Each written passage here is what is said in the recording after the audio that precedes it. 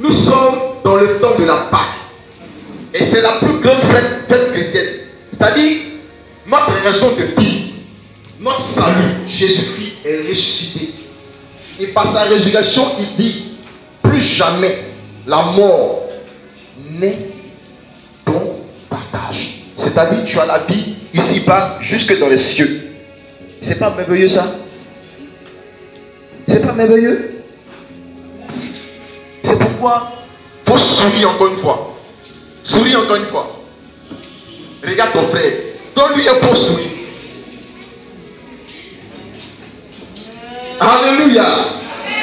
Alléluia. Maintenant, qui est prêt à écouter la parole de Dieu?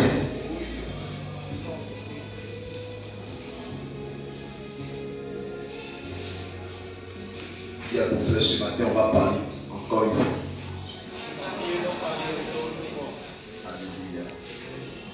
Pour ceux qui sont habitués à nos temps, ils savent qu'il y a plusieurs phases. La Bible dit qu'il a fait une chose au début de son commencement. Il y a le temps de la parole, il y a le temps pour toutes choses. Nous sommes présentement dans le temps de la parole. Après, il y aura un temps où on va laisser le Saint-Esprit se manifester. Amen. Le psaume 37, verset 4. Fais de l'Éternel tes délices. Il t'accordera ce que ton cœur désire. Bien-aimé, ce verset que nous lisons est la clé spirituelle qui ouvre les portes des cieux sur la vie d'une personne. Fais de l'Éternel tes délices et il te donnera ce que ton cœur désire. Alléluia. Mais faire de l'Éternel ses délices, qu'est-ce que cela signifie? Tu veux que Dieu t'accorde le désir de ton cœur, soit un mariage, soit un travail, soit l'explosion du ministère. Mais il y a une condition. Et laquelle des conditions est de faire de l'Éternel des délices. Mais qu'est-ce que cela signifie? Quelqu'un qui fait de l'Éternel ses délices, c'est une personne qui laisse dans l'attitude à Dieu d'avoir une emprise sur toute sa vie. Quelqu'un qui fait de l'Éternel ses délices est une personne qui a dit au Seigneur, prends tout de ma vie. Je ne demande pas seulement mon doigt, mais prends tout mon corps. Quelqu'un qui fait de l'Éternel ses délices, c'est une personne qui ne fait rien sans avoir consulté auparavant Dieu.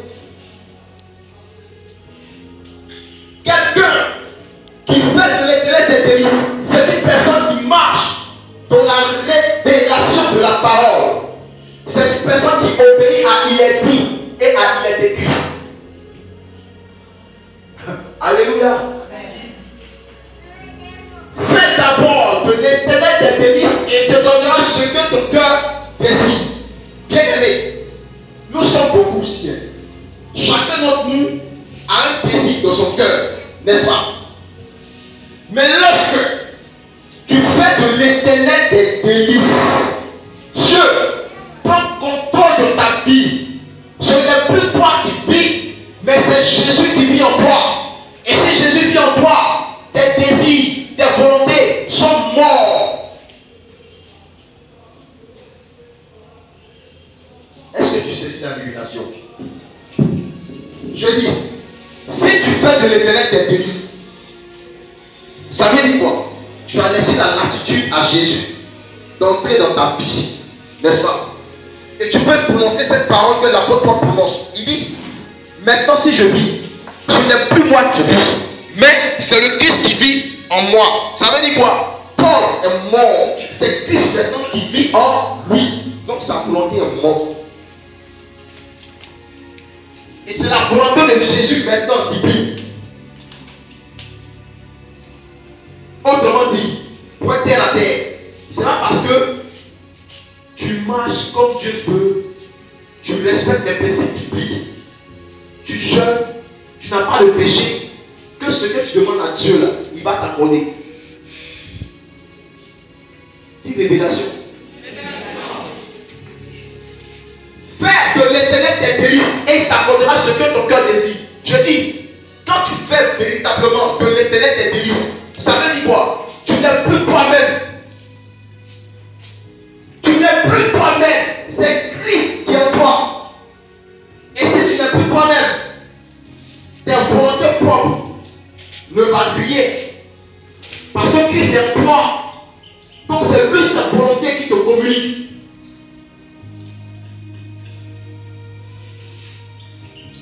Et c'est ici.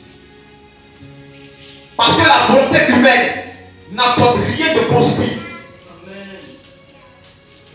Le désir humain n'apporte rien de positif. Quel désir tu as et que tu ne vas plus sur le contrôle de l'esprit. Avec que tu te dises, ma fille, mon fils, ça là c'est pas bon pour toi.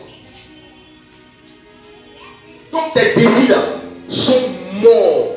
Mais c'est Christ qui imprime ses désirs en toi.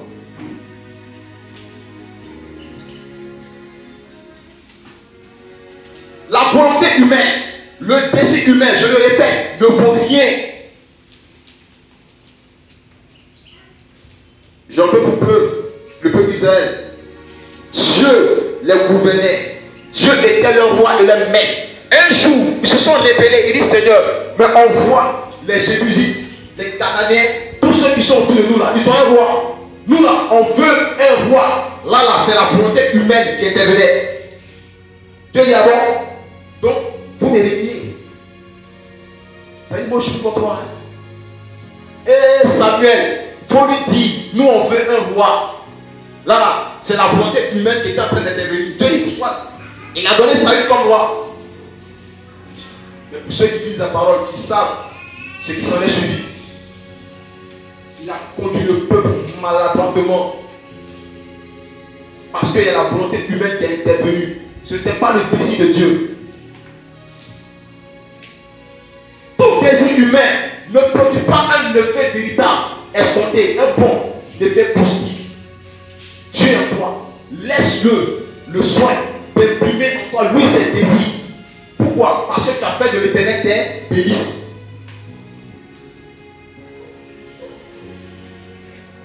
L'enfant prodigue, il dit, papa, moi je veux mon héritage. Donne-moi mon héritage, ce qui me revient. C'était le désir de son cœur. Il voulait l'héritage forcé. Lui, son désir, c'est de prendre l'héritage. Dieu lui a bon, ok, prends. Mais c'est son propre désir qui a failli le tuer. Jusqu'à ce qu'il revienne vers son père. Puis, je reconnais que mon désir, ça m'a conduit à ma pète. Maintenant, toi, papa, dirige-moi.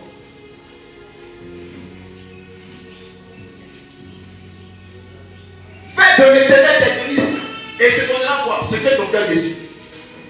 Une personne qui fait de l'Éternel ses délices, c'est une personne qui amène sous le contrôle de l'esprit tout ce qui vient dans son cœur. Est-ce que ça c'est bon, Seigneur? Parce que je le vis plus, c'est toi qui vis en moi. Donc je sais que mes pensées ne sont pas tes pensées. Moi humain, moi homme, mes désirs là sont limités et souvent camouflés, voilés de péché et de malvoyance. Mais toi Dieu, tu vois tout, tu connais tout. Seigneur, dirige ma vie. Il a dit à Pierre, toi Pierre, tu étais enfant, donc tu te dirigeais toi-même comme tu voulais. Mais le temps vient et c'est maintenant. Donc moi Dieu, je vais te diriger. Est-ce que si Dieu te dit ça là, toi tu as encore volonté? Toi tu as encore désir? Tu n'as plus de désir. Il dit Pierre, tu étais un enfant. Avant là, tu me prends, tu dis oui, allons ici Dieu, allons ici, moi je te regarde. C'était toi ton désir. Mais le moment est venu pour moi. Je vais te prendre par la main pour te conduire là où toi tu n'as même pas envie de partir. Est-ce que là, Pierre avait volonté encore? C'est le désir de Dieu qui importe. Et quelqu'un qui a fait de l'Éternel ses délices, c'est une personne qui fait ce que Dieu lui dit. Que arrange ou que ça ne lui arrange pas, lui il fait. Ben, c'est Dieu qui lui a dit. Donc ses décisions sont mortes. Donc, tu peux vivre une vie de piété, de sanctification bien, mais ça ne te donne pas le droit d'avoir ce que tu désires. Je parle d'une catégorie de personnes, des personnes que Dieu a choisies véritablement.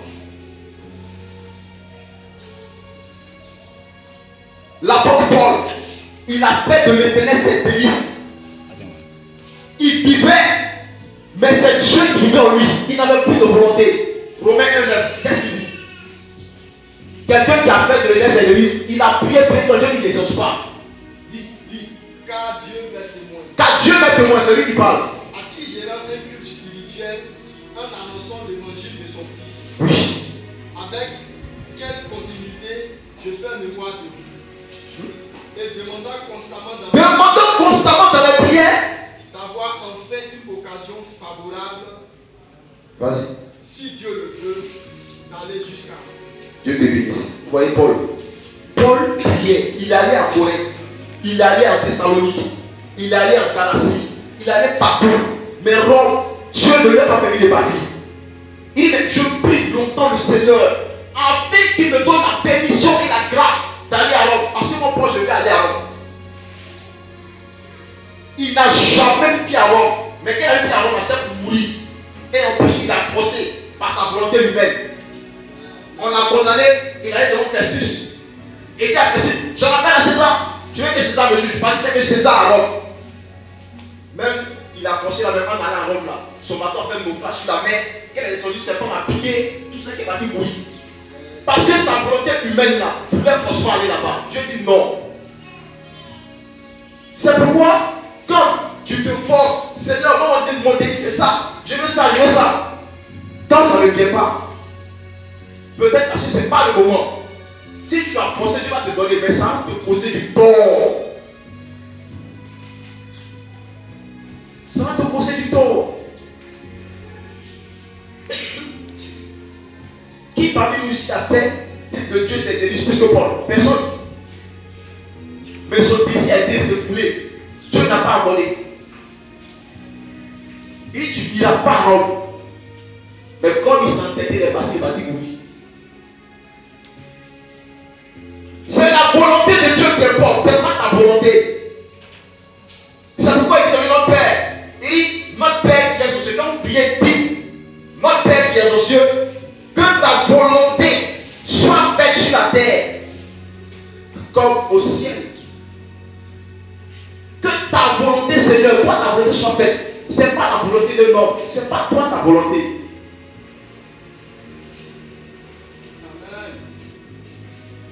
À Gethsémani, il est là et puis il transpire jusqu'à ce que sa sueur devienne comme du sang. Et il se cache sur ses apôtres. Il dit, Seigneur, Père éternel, tout est possible. S'il te plaît, repousse un peu l'heure du calice, du calvaire, s'il te plaît, repousse un peu.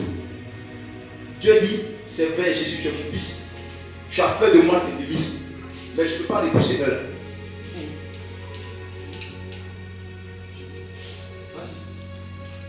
Étant allé un peu plus loin, Oui. il tomba à terre. Et il priait pour que, s'il était possible, cette heure passât loin de lui. Il priait pour que si c'était possible, cette heure passât loin de lui. Et il disait, Oui.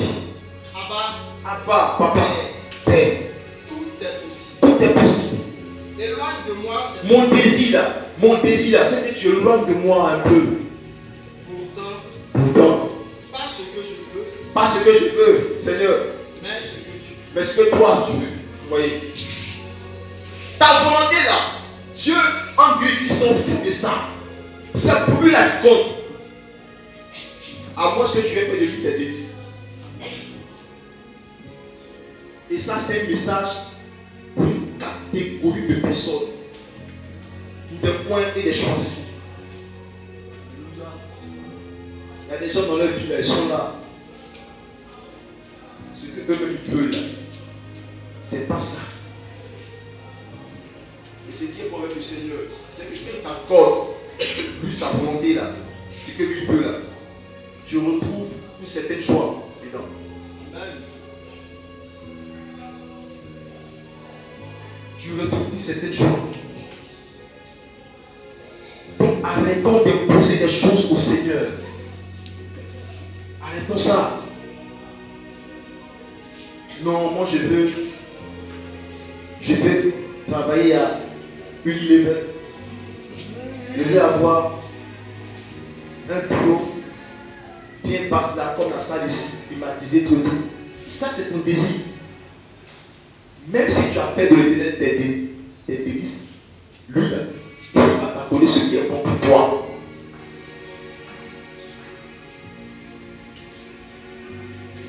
Donc ta volonté humaine là, ça ne compte plus.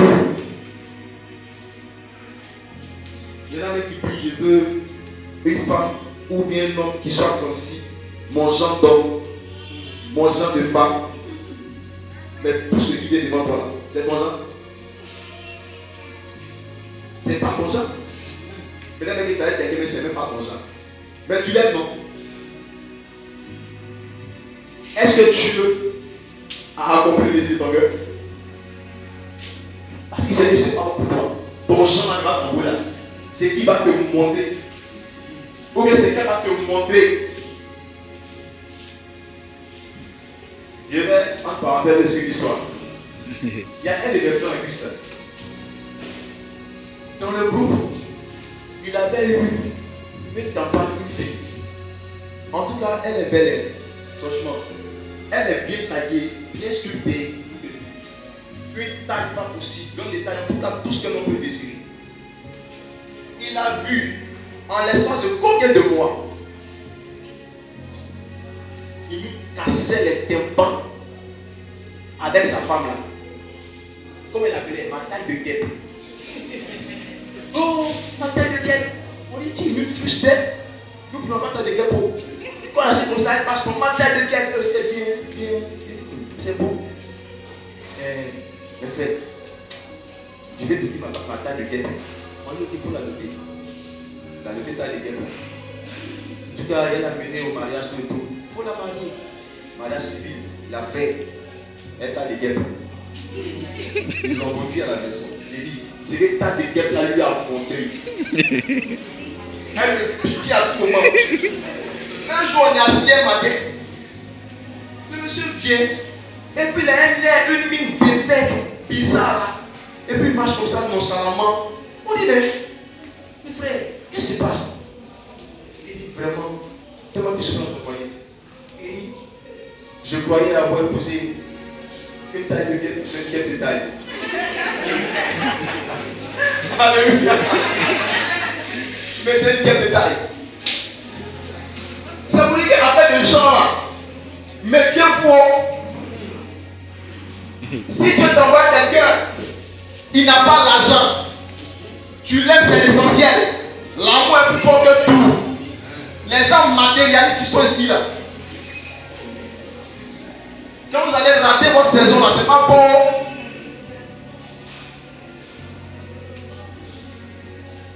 Je ne teste pas quelqu'un, mais je passe sur la vérité de l'évangile. L'argent là, c'est bon, mais ce n'est pas l'essentiel. C'est pas l'essentiel. Tu as mis ton regard sur la d'argent. Tu veux avoir un homme qui a de l'argent, qui a bien voulu être comme si. Tu as fait un faux discernement. Parce que tout discernement qui regarde d'abord l'extérieur est rempli de tromperie. Écoutez-moi bien. Quand Adam a vu Ève, il a dit, voici l'os de mes os, la chair de ma chair. Il n'a pas dit voici la chair de ma chair et l'os de mes os. L'os est intérieur. Il a dit d'abord l'intérieur, le cacher, avant de voir l'extérieur. C'est quand tu rentres quelqu'un, regarde d'abord ce qui est caché en lui. L'os de mes os, il a dit, toi Adam, femme bien, toi tu as vu ses os. Est-ce que tu vois tes os? C'est ta peau de moi, c'est ta chair de moi, mais os, elle ne va pas voir. Mais il dit, voici l'os de mes os.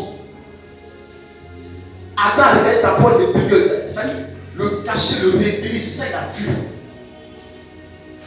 Avant même, il dit voici la chaîne des machines. Donc tu penses un homme là, regarde ses talents cachés, ses valeurs. Vous parlez de l'extérieur, voiture, Mercedes, Hammer, vous parlez de ça. Autour de toi, il y a quelqu'un qui tourne, même s'il a rien. Mais c'est du rien là, que Dieu produit quelque chose. C'est du rien là, que Dieu produit quelque chose. Tu m'entends bien. Tous ceux qui ont fait ce discernement là, se sont cassés le lit en route. Parce qu'ils ont regardé d'abord le charnel et non le spirituel. Je vais vous dire quelque chose. À cet allure où les choses sont bonnes, si tu n'es pas spirituel, ou même tu n'as pas une campagne spirituelle, ça sera très dur. Parce qu'au fur et à mesure qu'on avance, le monde devient spirituel. C'est pourquoi tu fais bien d'attraper le Seigneur. Tu fais bien. Donc le désir de ton cœur, c'est mort. Il y en a qui prient pour un travail depuis là, ça ne vient pas. Je veux travailler, je veux travailler, je veux travailler, ça ne vient pas. Moi je dis je ne prie même pas, moi je ne prie pas pour le travail. Moi là, je ne prie pas pour le travail.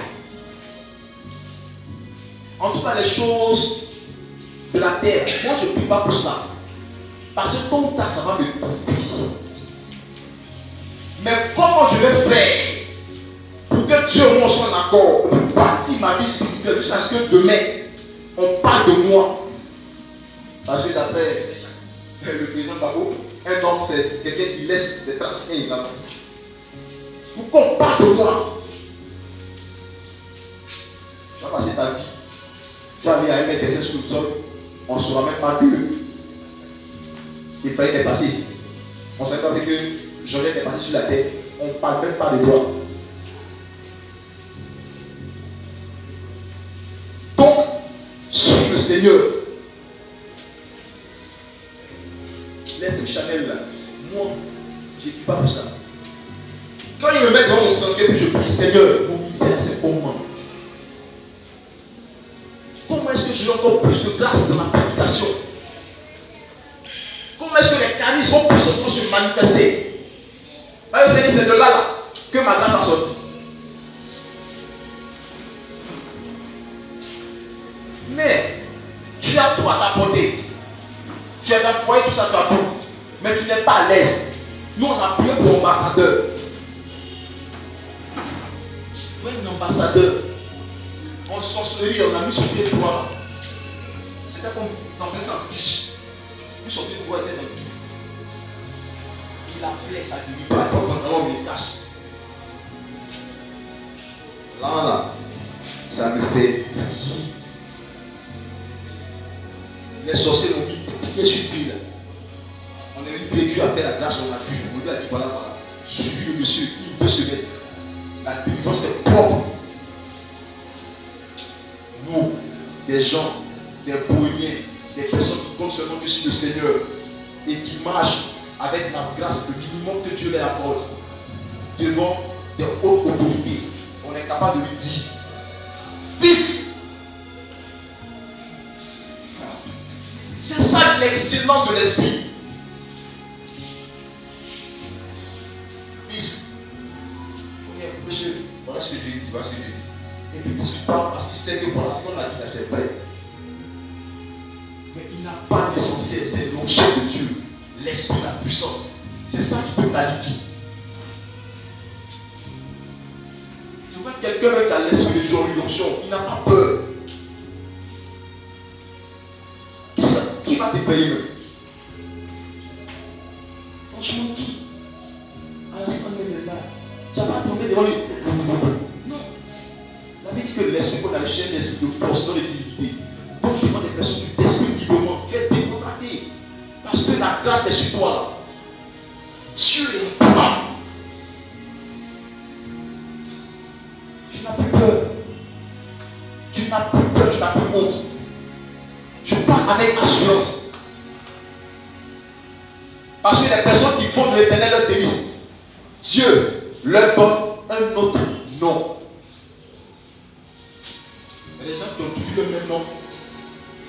leur même nom. Je parle de manière spirituelle. Abraham, il s'appelait Abraham. Quand Dieu lui a dit, il faut quitter ta parenté, va, dès que toi tu ne connais pas, il faut partir seulement comme ça. Il faut avoir une très grande foi. Il faut véritablement faire de l'éternel tes délices pour obéir à tes paroles. Il dit, Seigneur, moi j'ai deux moutons ici. J'ai laissé tout ça là. Pour aller où? Tu veux d'aller, j'ai parti où? Ma famille est là. Il dit, laisse-moi partir. Un matin, Abraham s'est dit, ok, comme c'est toi Dieu qui as parlé, je m'en vais. Il est sonné comme ça. Et puis, ce premier point, il s'en va. Il sait pas où s'en va. Il s'en va sur la motion de l'esprit. Dieu le dit. Mais Dieu a dit, à cause que tu as fait. Comment c'est Abraham? C'est plus Abraham, mais c'est Abraham. Et ça va suivre l'histoire de d'aller de bénédiction en bénédiction jusqu'à ce qu'il meure. Simon. Simon signifie le patient, quelqu'un qui est desservi. Tant que il dit Jésus, tant que la salle de Jésus, tant que il est patient. Mais quand il a fait le test, c'est délice. Dieu a dit quoi? Pierre, ça veut dire le roc. Donc une personne qui fait de l'éternel ses délices, Dieu change son nom. Dans le spirituel, ça veut dire quoi? On ne te voit plus comme tu étais avant. Mais tu es une nouvelle personne, tu es transformé, tu es révélé. Mais il y en a, l'image qu'on a d'eux là, qu'on a eu d'eux depuis longtemps, c'est la même image qu'on les voit jusqu'à présent. La même image. Une personne qui fait de l'éternel ses délices, c'est une personne qui ne joue pas avec l'adoration et la prière. Mais les gens même basés sur lui ne pas prier sur lui ici. Est-ce que tu fais de l'éternel tes délices mon général? Ça dit, quelqu'un, je ne vais pas comprendre, quelqu'un qui est chrétien, je ne sais pas ce que des filles.